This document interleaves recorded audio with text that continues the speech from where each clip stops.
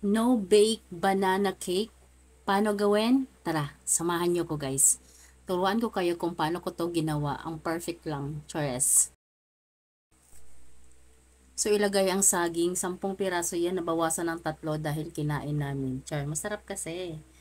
So durugin natin. Pisat-pisatin hanggang sa ganyan na yung texture niya.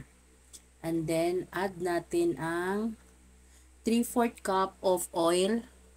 Then 3/4 cup of brown sugar and 2 medium eggs. Then whisk natin ng mabuti, halo-haluin ng mabuti, yan. Pagkatapos nyong haluin, magawa tayo ng ating sour cream. Ito yung magpapamoist ng ating banana cake. So half cup of heavy cream, ang ginamit ko ay Nestle cream. Tapos 2 teaspoon ng white vinegar, yan. Haluin, tas mag-ano yan siya. Pag lumapot na yan, ilagay na natin dun sa ating wet ingredients. Yan. Halo natin, simutin natin dahil sayang. Mahal ang mahal ang ingredients nito. So yan, tas haluin din natin mabuti. Whisk natin siya ulit para para talagang manuot. Char.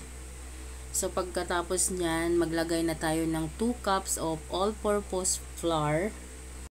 2 teaspoon ng baking powder, 1 teaspoon ng baking soda, and half teaspoon ng salt. Tapos ihalo na natin. Kung hindi na kaya, gumamit na tayo ng mixer. Yan, para mas mabilis. Para hindi masakit sa braso, day. 'Di ba? So, haluin lang, whisk lang. Salamat nga pala sa nagbigay niya. Hanggang ngayon buhay pa rin yung hand mixer ko. Thank you so much. To my honey my love so sweet in the heaven and the sky. Char. Pag gusto niyo mag-add ng tulad ng chocolate or mga nuts, pwede rin. Tulad ko, maglalagay ako ng mga chocolate chips. Yan. Maglalagay ko ng chocolate chip. Kasi masarap siya. Habang hinahalo to, nagpapainit na rin ako ng kalan. Yan. Kasi hindi po tayo gagamit ng microwave oven or oven. Wala po tayong ganyan ngayon dahil mahal ang kuryente, no? So yan, gagamit tayo ng kawali. Yung ating mahiwagang kawali. Diyan natin isasalang. Walang tubig, kunting apoy lang. Basta lang, consistent lang yung apoy niya. And then pagkatapos niyan, magdasal tayo, day. First time kong gawin to. After 20 minutes, sinilip ko siya and ganyan na siya. So, good luck talaga sa akin dahil hindi ko pa to na-try kahit kailan. After 1 hour. Uy! Yan na siya, guys. After 1 hour.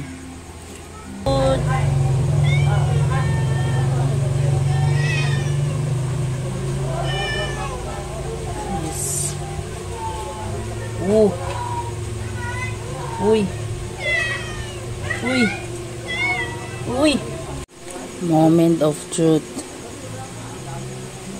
Sana perfect.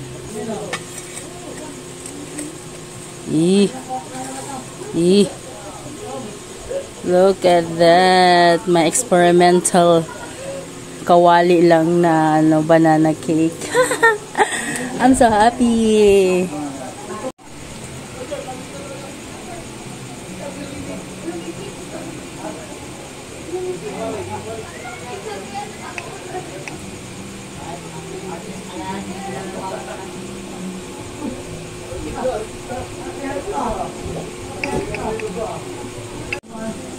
Yun na, guys, patikim natin sa nanay natin.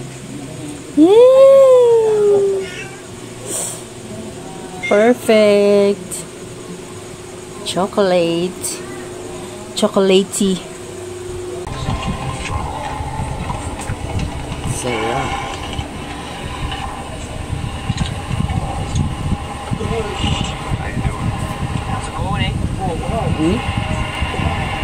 Ano? Sakto lang, no? Pwede pala, no? Ano naman tayong natamis? Pwede pala, no? Pwede. Ginagyan mo tutubig sa ibabaw? Wala. Ay, sa baba? Ay, Wala. Ananay lang. Sarap. Sino mo yung ilalim? May sunog ba? Hindi, ama lang. Perfect! So, ayan na yung banana cake natin. So, pwedeng magluto sa kawali ng walang tubig. Basta, pwede siyang gawing oven na ganun lang. Tapos, yung apoy niya is sobrang hina lang talaga. As in, kailangan nyo ng pasensya kasi sobrang hina. Hindi nyo kailangang biglain kasi masusunog nga siya. So, patience is the key. Yun lang. Follow for more, like and share. And thank you. I love you all.